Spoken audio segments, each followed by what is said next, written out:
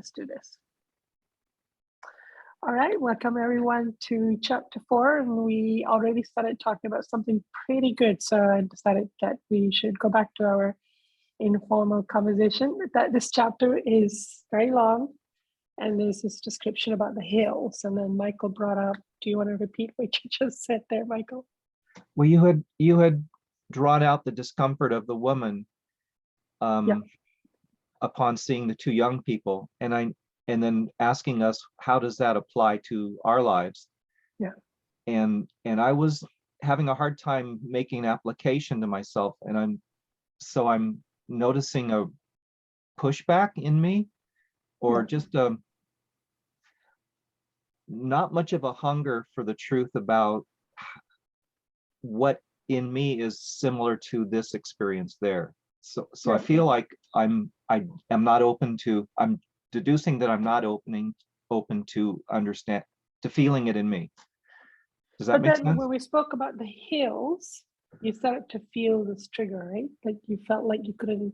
Are you talking about this beautiful landscape that you were talking about, that you were having trouble feeling about it? No, No, you were talking about this one, the caves. the caves. Okay. Yeah, so we'll see what comes up in the conversation about that question. Yeah, see, we have some ideas. Michaela? I was grateful that you chose the hell aspect of the chapter rather than the other aspect, because it's something that I'm really trying to understand at the moment. And I feel like your questions really gave me space to bring in more information. And I noticed, and maybe this is relevant to you, Michael, that the big block is that I don't want to take personal responsibility. Like I still want God to wave that magic wand and make everything better. Yeah. And why is that? Do you have an idea of why, what aspect of that personal responsibility? If you think about being a toddler and your parents are trying to make you responsible, what messages did you get about that word as a child that you think could be a block? I hadn't thought about that, but as you say that just then, it's like this sense of being responsible for everyone else and not actually having space or even an awareness of how to be personally responsible for my own stuff. Yeah. So we have this incorrect duty to be responsible for others, which can never happen and will never be satisfying. And then I guess we don't know what it even means. Maybe we don't even know what personal responsibility for yourself even means. And I think with that, like that ongoing, you start as a toddler to be responsible for other people, and that hole of emptiness just gets bigger and bigger, and your desire to avoid that gets bigger and bigger. So it becomes a cycle to feel your pain. Yeah. So you don't change the way you are around it. So maybe to be fair, to be compassionate to ourselves, we can start with, maybe I don't know what God means by personal responsibility. And if we did, we wouldn't have this cringing effect of like, oh, no, thank you, which we should, because we were being responsible for the wrong thing. So maybe that's a good place to start, because I feel like if I could get God's feeling about it, then the logic of it made me go, oh, is that all that meant? Oh, yeah, I'm happy to do that. I mean, I've had some experiences where, the truth could enter me. I'm just having this feeling of like, the issues now where I go, you know what, God, I can't even move forward on this issue until I get some mercy. I need mercy. I can't move forward. I'm just going to stop right here. It's just going the wrong way, my assumption. So that's a guess. Selena. When I was reading the questions and you suggested maybe it's their mother, never even occurred to me before. It shifted everything for me. It's Yeah. Just felt really different after that. Okay. Even perceiving that as the mother. Oh crap. Yeah. It's kind of where I went with that. Yeah. I think I remember from Mary and Jesus discussion that they say it was the mother. I think It I'm was her remembering. mother. Oh, okay, I have to watch that. Yeah. Which is why the daughter is forgiving the mom. And also, if I understand it correctly, her brother then and her mother have arrived at the same time. Oh, yeah, right. That's Wouldn't a good it have point. to be? Wouldn't they have to be? That's a good point. So there's maybe a connection, like it's kind of odd. They're both, and Yeah, she's there in they're a both there. sense. She's there That's right. greeting both of them in a sense. And That's the right. mother's sort of attracted and repelled at the same time. Yeah. Almost like, oh, It's- there's my kids. well, Oh, I'll go the with them. They look good attraction- over there. It's like, I just got all those icky feelings about, well, if they can have it, I can have it. I'm their mom. I think that it was Ugh, she yeah. was trying to avoid it with everything she has, but God's law of attraction was causing the Calling, meeting. yes, So that yes. which I'm trying to say is a gift of love for her. If we Mhm. can somehow receive how that is a gift of, how is that But at actually the- helping her? At the same time, a resistance to going where she's supposed to go. Yeah. You know, maybe seeing her children in a better place made her just automatically feel that she should be there too. That's a good point. Oh, that's a really good point. That would probably be why she kept trying to take all these other roads. Because Yeah. usually, yeah, that is what we want to do as parents. Look how good Yeah. my kids turned out. But yeah, great. and that's what I'm saying. I had all these thoughts. It just changed the whole thing for me. Oh, their mom. Oh, that kind of, I went through a whole process of that. Yeah. Oh, And you saw that the brother that's just arrived recoiled in terror. yes. He hasn't processed it. Yes. But he's got a well, sister that can guide. yeah. Yeah. Oh, so the brother recoiled in terror is what, yes. Yeah, but she's processed. So she's come to a forgiveness place. Yeah. Like she chose to forgive because, we can hold on to this for a long time. So Yeah. she chose to forgive. Yeah. for It's her. amazing. Yeah. How much is in there considering nothing's really been spoken or anything.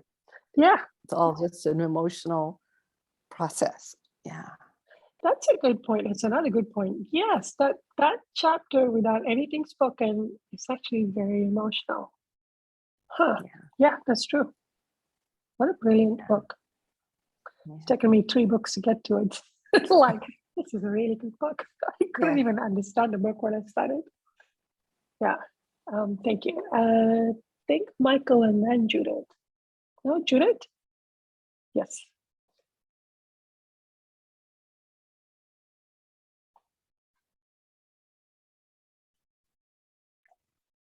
I can try it. Is Judith ready? I wasn't, I was the last person to put my hand up. That's why I was Well- hesitating, but, You've been done. oh, okay, so here I am. I was confused about whether or not the mother just entered the spirit world or actually had already been in the Yeah. spirit world. So I Huh. thought maybe she'd already been there, but the daughter it's a definitely had. Reading area. Yeah, so that confused me, and that's a question I had. Mhm. Did she just arrive too, or Huh. what had she? Yeah, it's a good point. Yeah. But for the purpose of illustration, for some reason, they're all 3 together at the place at the same time. Yeah. So thank you. Michael.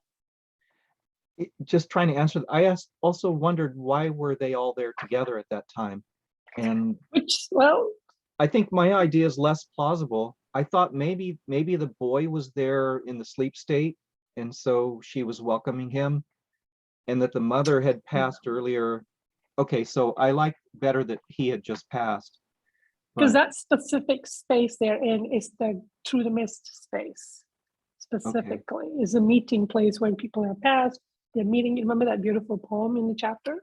They're like, finally, all this things that you did not have was waiting for you. The people, the gratitude, the words you wanted to speak, the people you wanted to see. Yeah.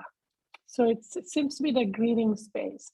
And then everyone walk off to their corresponding colors and lanes. I know that I've heard that spirits can be earthbound before they go to Yeah. their homes. So I wondered if perhaps the children being there I wondered if the mother had passed earlier and was earthbound Earthbound. and refusing, and then something that she gained from that interaction let Yeah. her proceed to her home, towards her home finally. Wow, that's a good idea. I like that. Yeah, it could have been what happened. Okay, thank you. Virginia. I like that idea because that's what I was feeling, is that the mom had been earthbound, and that was mentioned in the chapter that acceptance had to happen, and I thought that's what the transaction was about. But we talked about also responsibility earlier, and I think my belief is most of the time on earth, when we're taught responsibility, it's being taught as a burden. Yeah. So it becomes very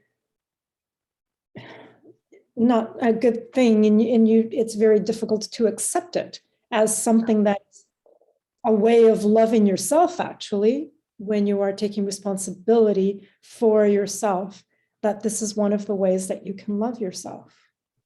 That And- is beautiful. I'm still trying to embrace that, because Yeah. some things, yes, and then I go into something new, and then, responsibility feels like a burden again. Yeah. And different things. But yeah, for me, I really thought that transaction was for her acceptance. Okay, that something happened in the interaction that made her accept that she needs to stop sinning. She needs to stop being earthbound if that's what was going on, and that she needs to start the process of recovery, basically, right? Because when you go to your place, yeah, you can start the recovery process. But there was that part where well, I thought it was like the forgiveness that Yeah, like it could be seen in the spirit world, that it went from the girl yes. to, so she received it. Yeah. Maybe that helped her to accept that this is her healing path, and she needs to go here, not be earthbound. Yeah. Go to her rightful place to heal. And Now, that's why? So I kind of, okay, so the suggestion I'm hearing right now is that because I was going, this is a law of attraction event for the mom, that she somehow, the more she tried to escape, the more she got pulled towards children, and that there is love in that event for the mom and the children, because it triggered the son's terror, so he can start to process. And also that maybe the law of attraction event was what then helped the mom to accept and begin her healing. So that could be the love in that event. How do you feel? What are the gifts that she's receiving, the mother is receiving, and the children in that event, and of course all of us, because Afra is observing, so it's just the gift just keeps growing. What are some of the gifts? What other gifts are you seeing happening in this event? Lisa. So she's receiving an immediate pang in her, it's intensely painful for her to see her son and daughter embracing in such a joyous way. So Yes. that in itself is causing an impact to sit within her and start stirring stuff in her. Right. Okay, thank you. And if that then could be part of her acceptance process, then maybe that's what led to it. This conversation is really insightful. Thank you, guys. Virginia. It really, the more I look at it, the more, yeah, I can see that it is a gift, because when you first said it, I'm like, oh, what gifts? And I looked at it some more. But she's in this place, she's seeing them. She's how happy they are to see each other. But the son recoils. He hasn't gone to his rightful place yet, if he's just around. Okay. Right? Not Okay. sort of in that receiving part, that transition after just the transitioning. But the daughter has already, and she gives her forgiveness. So it's love that's going. from her to her mother. So Yes. it perhaps can see what the benefit is in here for her. For the Well, daughter. when you first get there to when you actually do what you're being asked to do and taking responsibility and acceptance in your own healing, Yeah. that this is what can come from it. And the courage, because she's not scared of her mother anymore. She had courage and a strong desire to just reach forward and help her.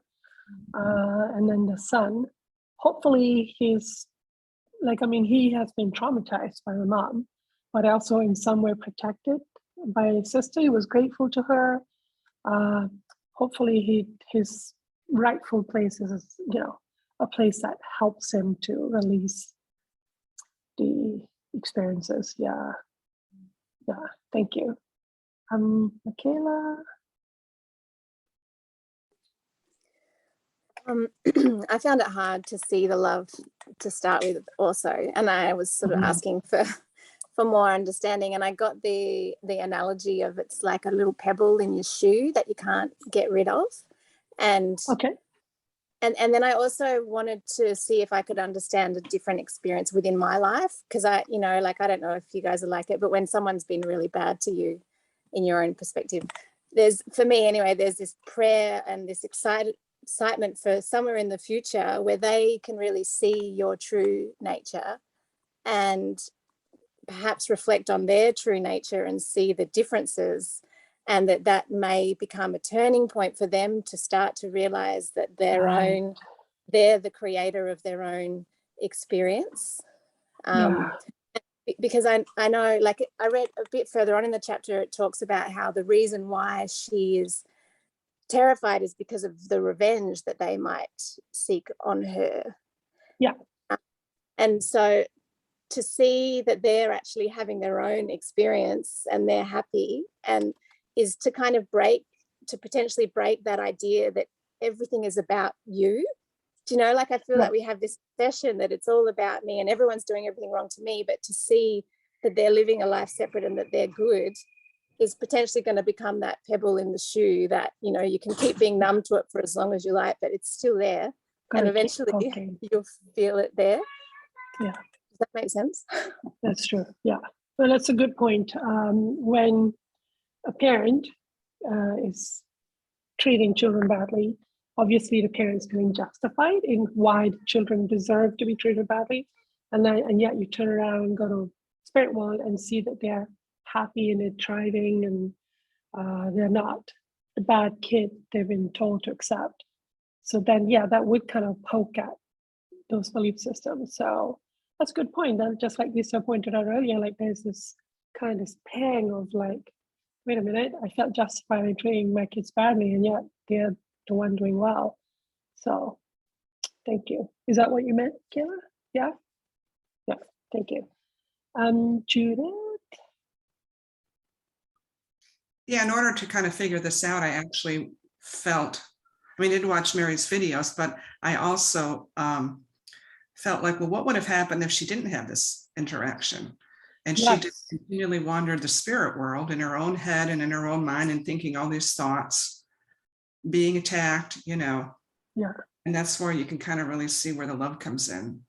Yeah. That happens automatically. Yeah. Whether or not we feel we want it or not. Yeah. And it also made me reflect on people that I have had problems with and have not seen.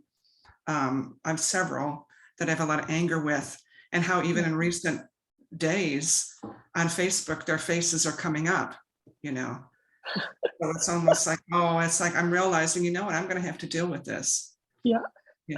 I want to hold on to my anger. I'm working through it right now. But I want to hold on to my anger. Yeah. So that's been a good point. Thank you. And I think for myself, if I could see that my resigning to my condition and then going to the corner of the cave that fits for me is actually a passionate act of love by God.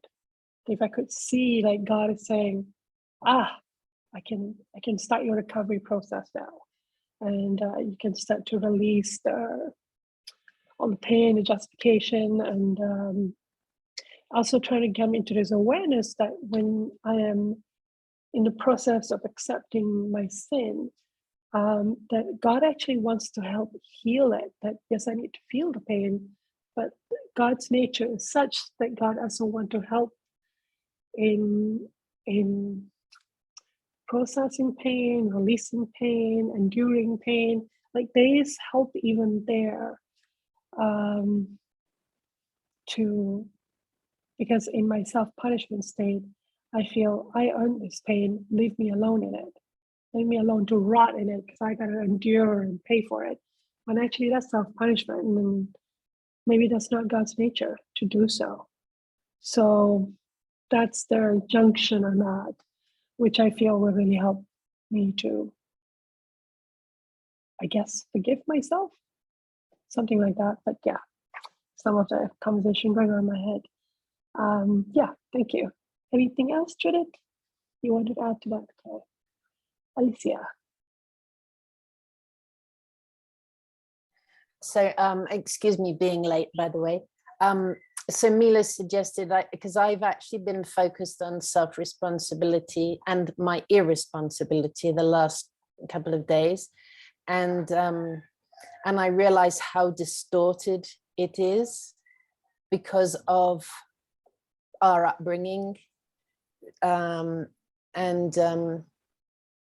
so what I think, when I think I'm being responsible, I'm being irresponsible, and Right. vice versa. So yeah, I just wanted to add that. And yesterday when I was walking and asking God, which is what Mila suggested to me, ask God to show me how does responsibility feel? Because I do have that feeling of, responsibility, but I also have had feelings of, even before now, I've had feelings of respond to your ability, like you're able to do this. And so yesterday I had just a huge overwhelm, a flood of emotions come up, of feeling what a happy place it is when you do feel you're being responsible, and you know it's being self-responsible from God's perspective, not because someone else thinks you're being irresponsible. It's like determining, because for example, family can think you're being irresponsible, but from God's perspective, you're being absolutely spot on responsible. That is awesome. So would you say that the self-responsibility placed from God's perspective feels good? It's exciting, yes. Wow. What I can see yesterday, for Wow. example, a lot of the day I went into a tantrum about it after having that flood. It was like, oh, now we've got to do some tantruming as well. Okay, yeah. Yeah. And I could see that. I feel like the mother, by the way, must have had some sort of desire in some way, an inkling of what's going on to bring her to that place. Yes. And maybe Good point. that was the passing of her son. Maybe there was something that she felt like something's changed, and maybe she was like, what's going on here? So I felt like his passing maybe could have done that, or his coming into that place with his sister. Wow. So maybe her addictions with him would pull her, or maybe because she had two kids, the first one passed, so she moves on to the second, and then the second victim is also God. And perhaps because her son so far hasn't forgiven her, perhaps there's more of a magnetic connection with him. I don't know. And I feel like, wow, it just feels like what an opportunity of forgiveness. And it's like a door opened for her. Yeah. And I can relate to it with my own mother, actually. But it's like, wow, it's opened. And now there's a possibility that she can come into repentance, even if she's nowhere near there yet now. Yeah, anyway, thank you. Wow. I really like that insight. So yeah, I think what somebody else was suggesting, that she's been earthbound. It's a son who's just passed that's brought the opportunity. That's beginning to come together. We're like Sherlock Holmes here, which is all just, it just comes together. It's like writing chapter book with everybody writing a separate chapter and carrying on with the plot. Okay, so Michaela. Yeah, I agree with what Alicia just said. And I think, like, you know, you see that whenever someone dies, a bunch of people come to visit. So there must be some energetic call out or something to say, hey, this has happened. And I feel that she must have been at a point where she was ready to respond to that call out and to witness some truth in regards to what has happened and where her family was at. But I also think that the fact that her daughter was able to forgive her was like a gem that she could carry with her. And for her to be able to forgive her, it meant that her daughter was able to see that her mother is not her sins. She is more than her sins. And so that is something that mother will hopefully reflect upon sooner rather than later. But just that knowing that she is not her sin. No. And that she is worth more, you know. Ooh, what a powerful gift to give to somebody. When you see somebody and say, you're not your sin. Get rid of the smudge, like Jesus says, a smudge on your ball. Just some smudges. It's not what it feels like when you're in it. But for somebody to passionately believe that for you and not give up on that, wow, what a gift. Thank you. Michael. This is along the lines of that magnetic emotion feeling that Alicia mentioned. I was feeling the mother, and when her daughter showed the forgiveness, it like she felt like there was no connection. There was no connection between the two anymore. Before, maybe there had been some kind of control or some kind of interplay that kept them locked together, but the girl showed that, released her from it. And then all of a sudden the woman felt she was alone and she didn't want to be alone. And I think that helped her self-awareness or her self-responsibility. See, the forgiveness is where you release the attachment. Is like, man, if we can get that emotional, if we can get that because there's this Bible stories too, right? That in this, I think it's in a Paget messages where this was during the Spanish, what is it called? Inquisition, thank you. And that the people that were murdered, when the murderers went into hell, because they haven't forgiven, the victims got pulled with them to the same place. And that as the victims, of course, at first are going to taunt them, like that vengeful feeling. But at some point, they started to feel compassion, they started to want to help them. So basically, they were tied with the murderers. You get tied, you get bound, you're not free. And that by forgiving, you're fully freeing yourself. Like that's I think it hasn't hit me emotionally, or I would be going for it all the time. But I think that when that sinks in, that's also can have a powerful effect on everyone. Yeah, thank you. Yeah, the forgiveness freed the mother, somehow released her to go on. And the daughter. Yeah. Wow. What else? What else can we milk from this one event? Like, what other points? Like, it's good for us to start with, like, at first I couldn't see the love in it. Like, it just feels like, oh, how uncomfortable. Let's keep being open to our guides to show us the love in that situation. We'll start with Michaela. One part I was reflecting on is that when she's walking, no one is engaging with her. Yeah. And what I was feeling about that is that was this understanding by the people around her that it's about personal responsibility. Like to to not badger her, but to let Distract. her to the point where she's ready to engage with what she's done. Yeah. And I thought about that, like, I guess that meeting place must be at a certain sphere, or something must be going on to stop that badgering happening, because I'm sure there's other people there Right. that have got that desire in them to badger. So I don't understand how that happened. Yeah. Yeah. That she just was surrounded. I mean, maybe that's just one of God's way of loving, is that in that moment, the people that were around her were people that weren't going to badger her and recognize that she needs to take Yes. responsibility. It's also what Michael just mentioned, that in that moment when she got forgiven, she started to feel alone.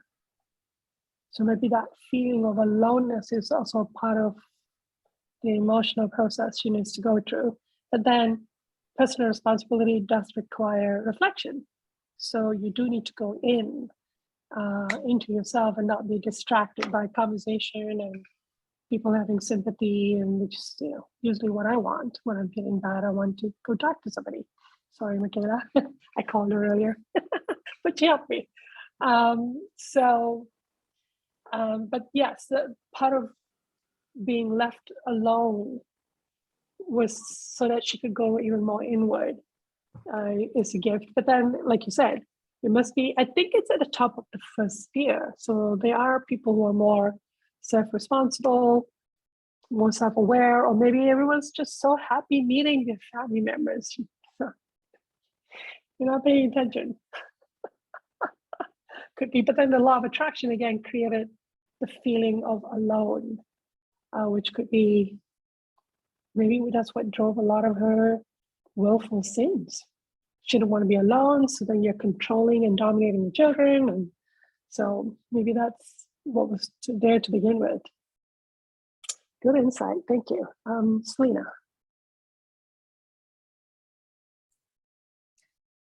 The more we talk about this, the more I feel the intent in all of it. So, like, because the daughter, I don't feel would have instantly felt forgiveness in that moment for the first time. Like, this is something that happens over time. Yeah. So this, just the serendipitousness of all of them being in the same place at the same time, for her to witness that exact moment when they see each other. I mean, it's a timing. So I feel like that it's real central to the daughter who has gone through a process, is in a progressing up this place to meet her brother and hopefully help guide him to make good choices in that space. And the mother, I kind of like the earthbound idea, is irresistibly drawn to that energy that's been created with these events. Like that pull is so, she could resist if she wants. She always has her will and stay earthbound, but there's this, I want to go, I don't want to go, but it's a pull, a real pull to get to her next place, to receive that gift. Yeah, it's just, I wonder, it's not just didn't just happen. Like, I feel like it's a process of right. Yeah. And the daughter would know full well that those events would create that pull for her mother to come forward, and so she could offer her that gift, because it was just sent. It was not, she saw her and sent it. Like, that was her plan and intention, all to do that. And the gift was fully wrapped and prepared to send. Yes. Yeah. So that makes me wonder if that's what happened when you forgive. Does it then create the traction? Well, exactly. So the mother may have for quite a long time already been feeling that. Right. Because I've had those feelings too, of the changes in my mother in the spirit world when I get to some more understanding and forgiveness, and then there puts some pressure there, right? Yeah. I feel that pressure that she feels. So this mother has been having this increasing feeling of pressure as the daughter goes through her process of forgiveness. It's just all designed beautifully and lovingly to work very well. Like, you have to really fight it off. If you don't, you have to really fight hard to not get involved in it. Yeah, and that gift of forgiveness, which has, yeah. huh, that- wow, it's encouraging even more desire to forgive in me, including myself. Yeah, That's the one it's I've been like every struggling with. loving we step we take, I think, has a ripple effect everywhere. Huge. You know, yeah. Yeah. Okay. Thank you. Judith.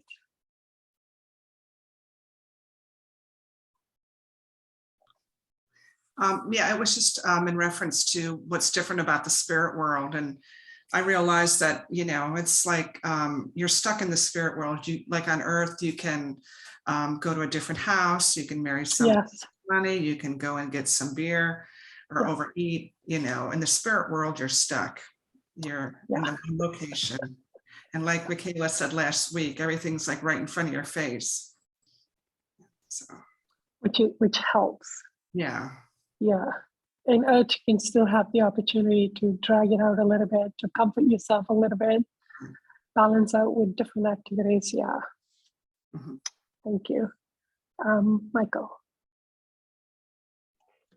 Two things. You just asked, you wondered where the meeting place is. And Mhm. I remembered in the back of the third book is a picture that Oh, right. Right. so Perfect. there may Yes. be, yeah, there may be a description there. It places Okay. it in the middle, but anyway. Okay. Okay. Through the mist, right? Because this is past the mist where No, it's people gated. are greeting each other. Yeah. And then way at the start of our discussion, you asked a question, if we were a toddler, you know, what Yeah. would be in, and for me, it's giving up my free will, having to do something I don't want to do. Mhm. And so the insight is that I don't feel how God feels about exercising my free will in a loving way. I just want to do it however I want to do it. Yeah. Without regard for consequences. Yeah. Because of the anger about your free will being taken away, probably in the name of responsibility. Yeah. That can, I mean, you can kind of give yourself a break going, I get why I'm angry. And also permission to own the anger and go, I'm gonna be mad about this for a while till it comes out of me, till it's all gone. Yeah. Okay, thank you. I hope we're talking about the same thing here, Michael. Alicia? I feel like throughout this whole chapter, but especially in this part, what we're really looking at in different stages is the law of rapport. Oh, yeah, okay, can you say more? Well, just seeing that the way that the mother can go no further, that nobody's bothering to help her, that feels like that's the law of rapport always at work. Like Okay. those two people are not in rapport with each other. Oh, that's awesome.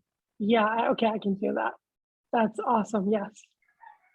Okay, Yeah, anyway, that's what and you don't even have to create physical boundaries to no. navigate that, like the rapport will just repel It's or just attract. like a magnetic, Yeah. it's like you'll just be pushed away naturally. That's awesome.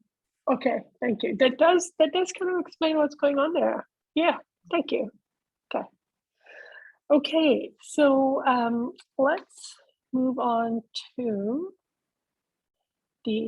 I feel like the point 1 and point 3 got discussed all at once there, which is how I like it. And then the second point was page 34. Love in its debased form becomes passion. If unrestrained, will speedily burst all bonds and leave a man the prey to his own devouring lust, with all evil in his nature contributing fuel to the flames. And then it goes on and on. Ismael goes on, and then it's a conversation about even the very place to which the woman has gone will be intolerable to him, but still he must not be punished in revenge.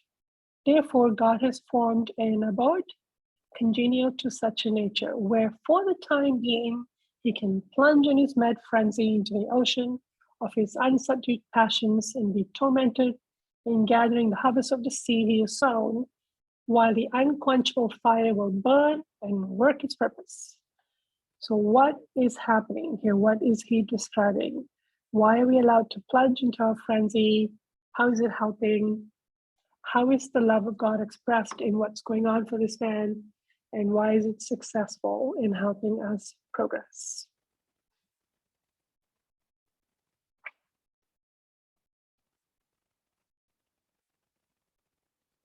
And we can continue having questions as we talk. We don't have to have answers. We can keep expanding our questions because that invites answers from our guides. Alicia. Well, again, I feel like the law of rapport is in play here. Yeah. And eventually the pain is going to be so great, we'll be desperate to change. Yeah. So basically that's the two things. I honestly didn't go into this chapter so very much, but those are the two things that I really picked out from here. Okay, thank you. Michaela? I felt like I just want to read, this was from last chapter, but this is my catchphrase at the moment that I'm trying to apply as much as I can. But it was the where one of the questions that Alicia chose, where it talks about the revelations that await the soul on arrival here are calculated to overpower until you have been taught the simple key by which everything is solved. And I feel like that's what's going on. You know, that man that they speak of is so numb that he has to be completely confronted. Can you pause, Danny?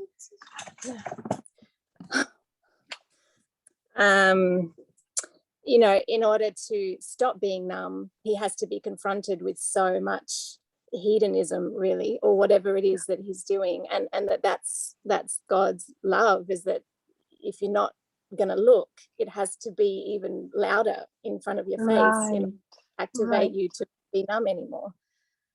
Wow, I like that. Okay, thank you. At least the emotions are moving. Okay, thank you. Other ideas?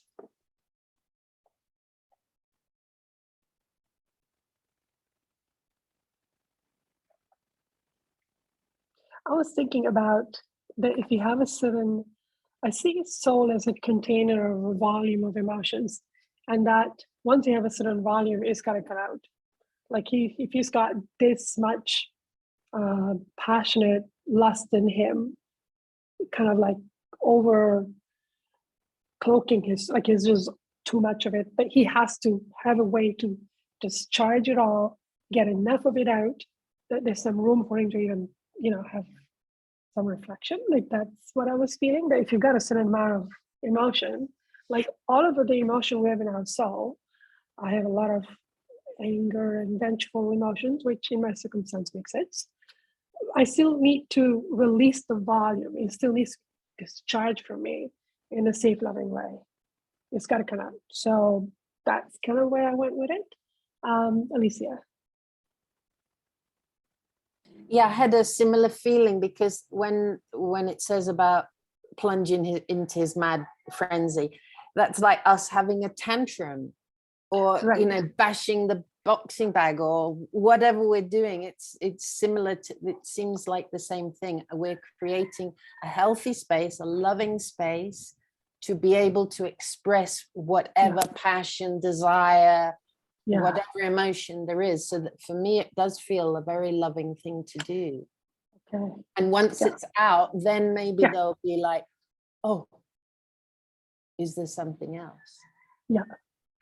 And this hurts, like ow, ow, ow, ow. Is there not anything else? Yeah. But then I think, like what Michaela said, there is this lesson of being overwhelmed by emotion until we get the message that it's all about love. I think that's what it is, right, Michaela? That it's all about love, something like that. The overwhelmed part. Yeah, like that in our numb state, we have to have things so strong and so big in our face to even start to begin to feel the pain. And it's feeling the pain that is eventually going to change us, make us decide to change. So, but if we're not even connected to pain, then the experience has to get more painful so we can start to feel the pain. Thank you. Okay. Michaela, go ahead. That was actually what I was going to say. Okay. Okay. Judith. Yeah, I guess it's basically just about our denial of wanting to feel pain. That's what it really boils down to. Right. At least I know that that's my situation. I don't want to feel any pain. So, and you're put in a Yeah. situation where you just can't avoid it. Yeah. Yeah. And created a space in which you can just finally just go in the frenzy of it. And because at some point when it starts to move, we're going to be, I feel insane. Like I just literally go insane from the enormity of the emotion. Like it's just, I just go insane on a weekly basis now. I don't even question it anymore. It's like, oh, here we go again. But I have faith now going this, by the end of the week, it's going to be gone. So thank you. Virginia. I was thinking that a lot of people would pass with these notions that what you've been doing is good because it felt good on earth. This whole, well, Right. free love, and that you love everyone, and that, that can mean like having, being intimate with many people, and that sort of thing. That's calling it debased love. Yes, that's right. When you pass into the spirit world, then you're going to still go there thinking, this is great. And then you're going to be put into a place where, am I right that it's going to be like that until you see this is the cause of your pain? That Oh, it's, also that because you're still in the frenzy of it, and you Yeah. still got to kind of release the volume. yeah. So, you have to, that has to change in Yeah. person. And it can be in so many different ways, and what we think is good for us here are actually addictions, and that it's hurting us, it's hurting other people. And But you're so, still in the midst of being consumed by it because you haven't got the message, or that you think this feels good because all the addictions I worked through feels good at first. So if yeah, and you still want it, you still want that because you think it's what makes you feel good. yeah, exactly. Yeah. The momentum is still going on that issue. Yeah. I'm trying to, when I get confronted with how frightening the emotions are inside of me, I try and reassure myself that it's not about the existence of the emotion, but the safe expression of it. I got what I've got. It's God created, however God created, it's gotta come out safely. That's it. Just go with the assumption that that's the truth, that that's allowed. But So with someone in that condition, and if you're being, yeah, feels like you're going into the situation of what, that's more of that. Like, Yeah. it would be, wouldn't it be so difficult to actually see that it's sin and that no, and looking at this and going, wow, I remember Jesus talking about this, and the difference between here and the spirit world is here, I still get to enjoy the sunny days. I still get to do all these things, but you're in this, and my Yeah. goodness, when I think about it and really felt about it, it feels like, wow, that man could be in that situation for 100 years, 200 years, if he's really resistant and really thinks this is what he needs. You know what I mean? Yeah. Like, that just didn't feel good. Scary, eh? Really feeling that. You kind of want to know inside of yourself, okay, which of these do I have? How many balls of frenzies have I got here?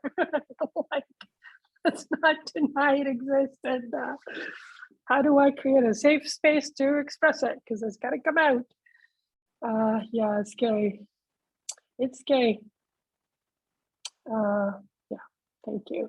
And it's my faith in the belief that it's just an emotion. It's allowed to be released safely. It's okay, no matter what it is. It's okay.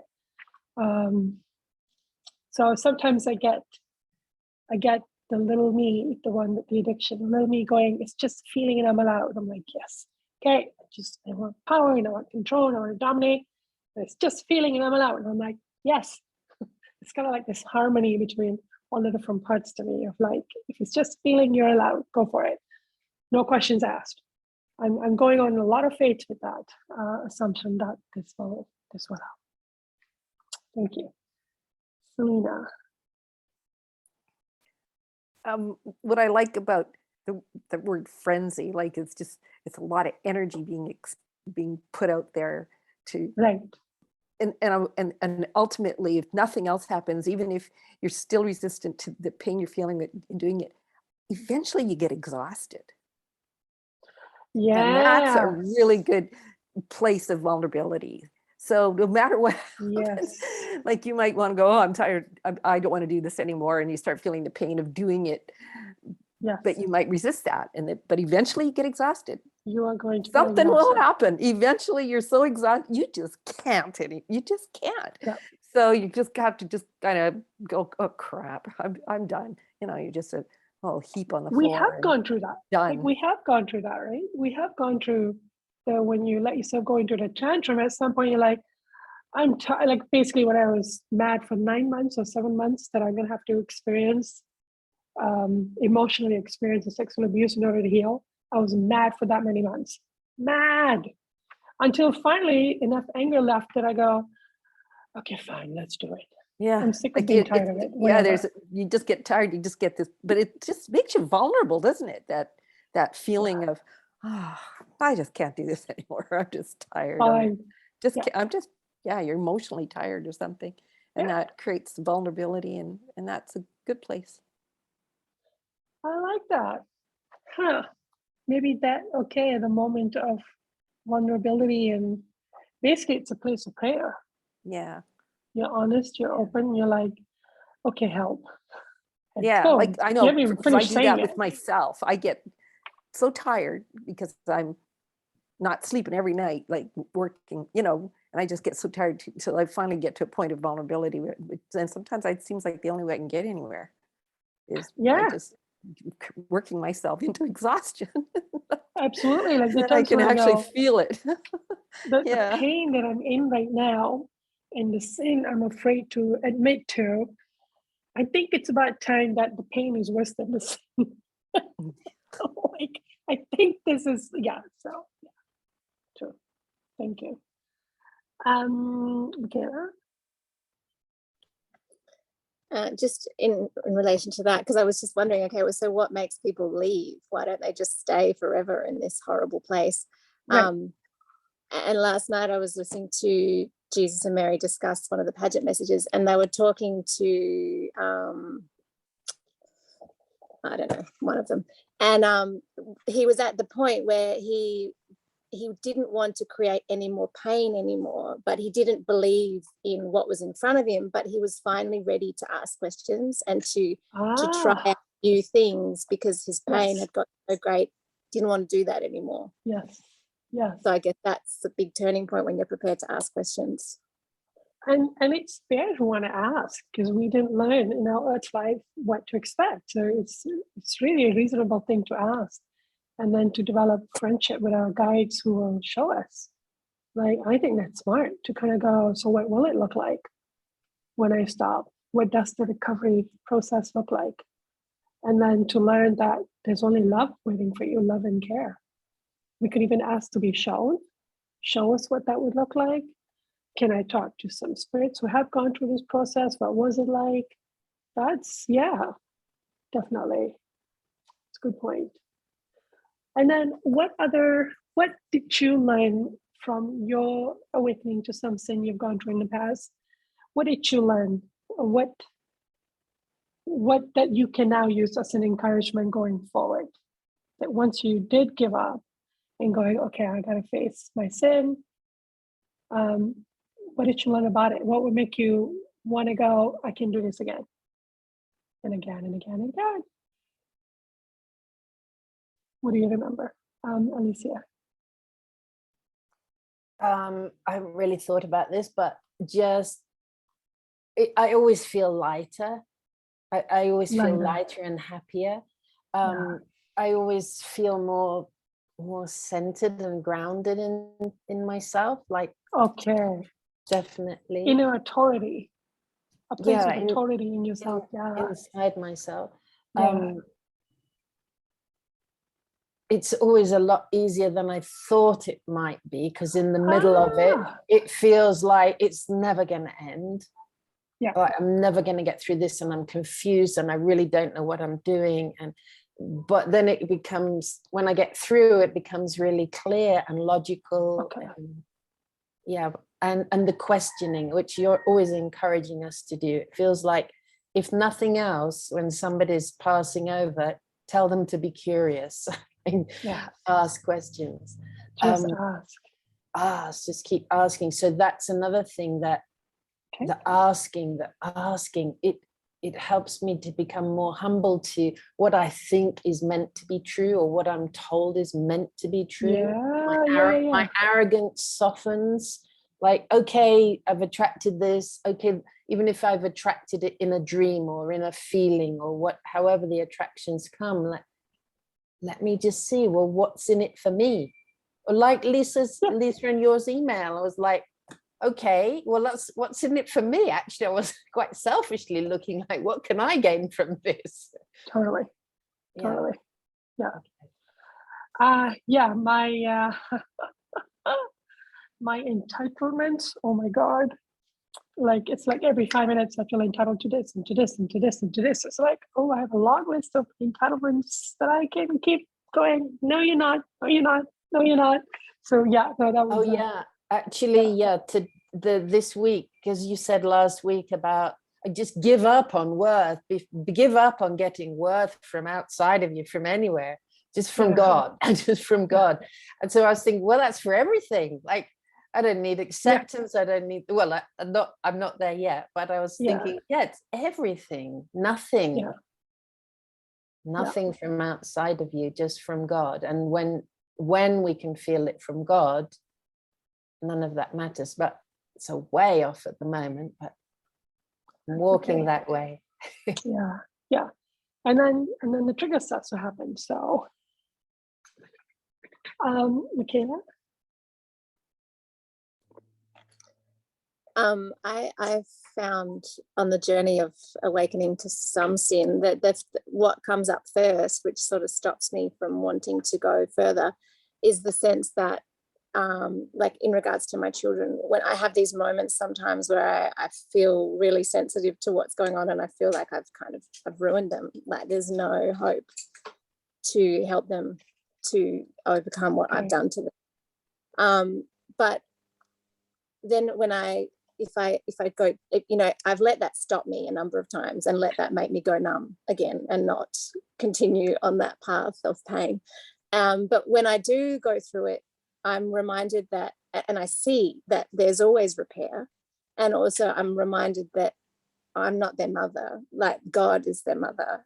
Okay. And I feel like, so just remembering that God is the one in here, and God is the one that we're engaging with for the healing, and it doesn't all rest on me. And there, there are reasons why I've made the mistakes I've made as well, and to have compassion. And And how do you feel when you say I damaged them, but then you go, but they're God's children? What faith can you have from that place about the damage? well, I get, like, one thing I pray for a lot is that when they're sleeping, that they have that time in a really beautiful place and in a space where they're working on their issues with people that really love them and people that really know how to support them. And so I guess that shows that I have faith in that. I don't have as much faith in the daytime stuff, but I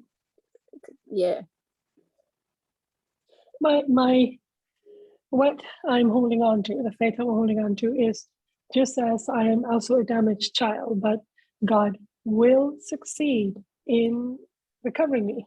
God will succeed in repairing me. Like, this is inevitable. It's going to happen. I kind of borrow that faith going, and therefore everyone I've damaged will also be, God will succeed in healing them. Like that's just, like we are all on our own individual treatment plan, so that the damage that has happened to us, which include the damage we've done, will be recovered. Like it's God is not going to, like it's a done. I just go, it's a done deal that I'm going to get. It's going to happen.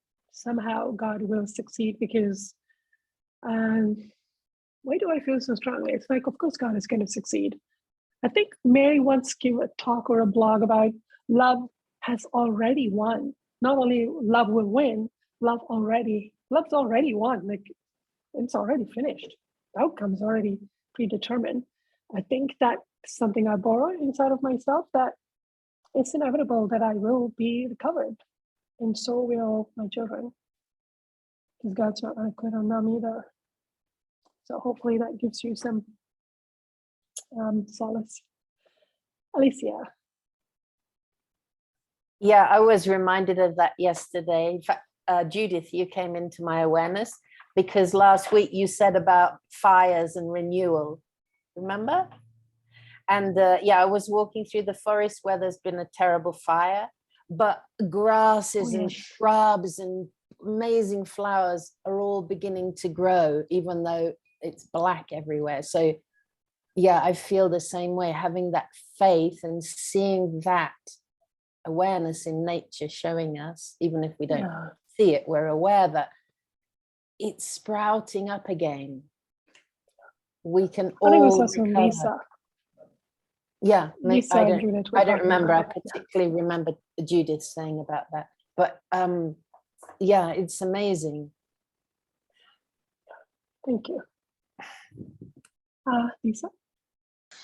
Oh, just a thought that came to me is, gosh, the more that we can be compassionate with ourselves if we're in a parenting role, say like Michaela was expressing, and have that softness for knowing that we have all these errors we're imparting, I think that's going to impact our children even better.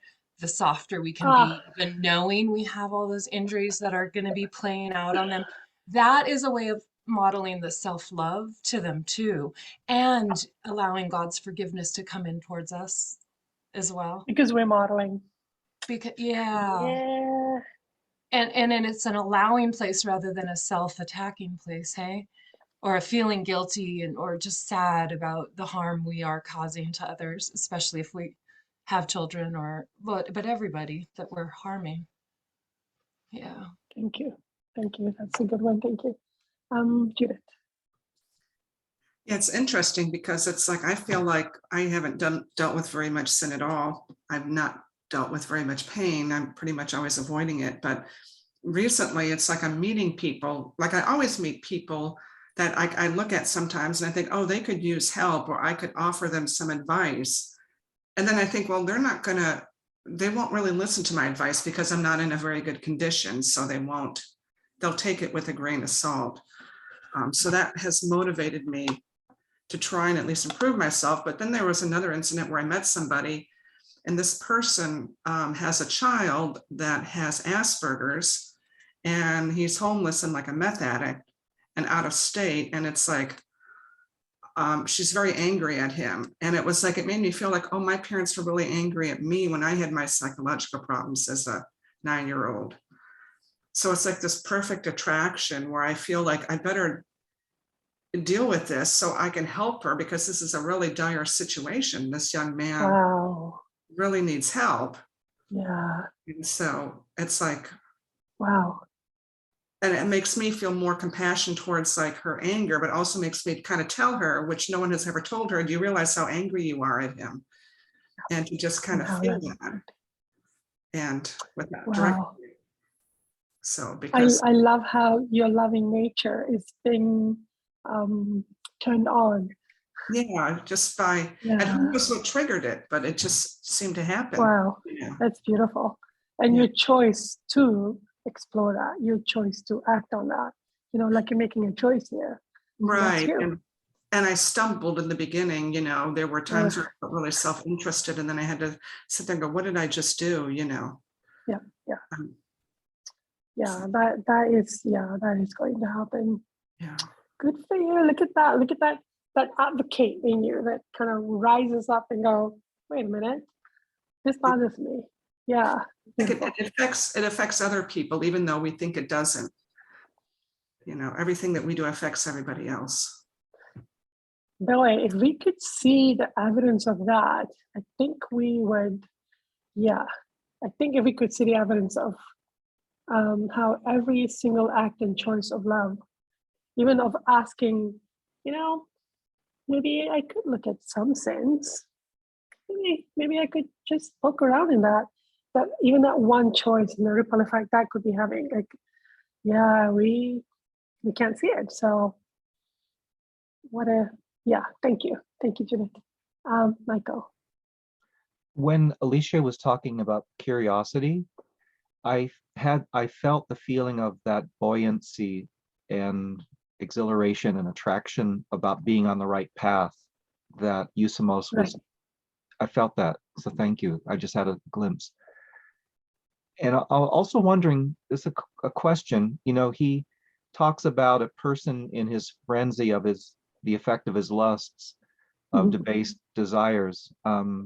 God creates an abode congenial to his condition, and congenial has the feeling of pleasantness in it. So I'm wondering, what kind of abode would be congenial to a person that's really debased, like in the spirit world or on earth? I think it goes back to Alicia talking about rapport. Like there's this, if you remember, was it in the second book where they talk about people kind of swarming and attacking each other because that's the frenzy they're in? And then at some point, like one person say, why am I doing this to myself? And they kind of just pulled her right out. So I wonder if that's the example where people have similar passions and then they can just go for it. Does that make sense? Yeah. Yeah. Okay. I mean, that's me trying to come up with an idea from the books, but other ideas? Oh, but I would like to listen to Selena first and then somebody have, oh no, Alicia, do you have an idea about the question? Oh, I was thinking a homeless person in the street who suddenly is invited into Buckingham Palace is probably not going to feel at home because it's such a contrast for them. Mm, Well, homeless people put into apartments are not comfortable very often. true. Aboriginals in a building, not comfortable. So yeah, Right. that happens in life. Huh. Good point. I feel like Michael has asked a really good question, and hopefully in the coming weeks we'll be able to attract the answers. Maybe Michael, you can go learn about this in sleep state and then come teach us. Selena? Okay, see if I can explain this succinctly. My little experience I just had on self-judgment. Our daughter was triggered and then called my husband and talked about all of the discomfort that she places herself in and her husband and his issues with that. And then I go into self-judgment about it as bad parent. And then I just had a moment where I went, oh, you know what, actually, like there's stuff, but the stuff they think is the stuff isn't the stuff. That's not true. And it just released me from it. And then I just had so much compassion, particularly for my son-in-law. And also realizing how much my judgment was hurting them and him. Right.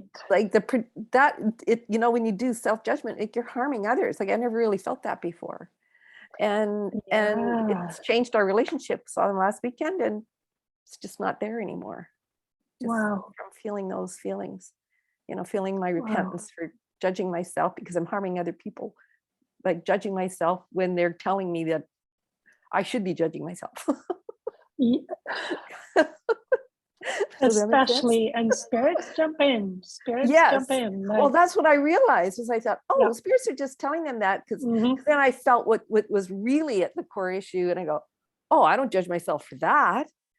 Right. That feeling I don't judge myself for. What I'm judging myself for is all this made up stuff. Yeah.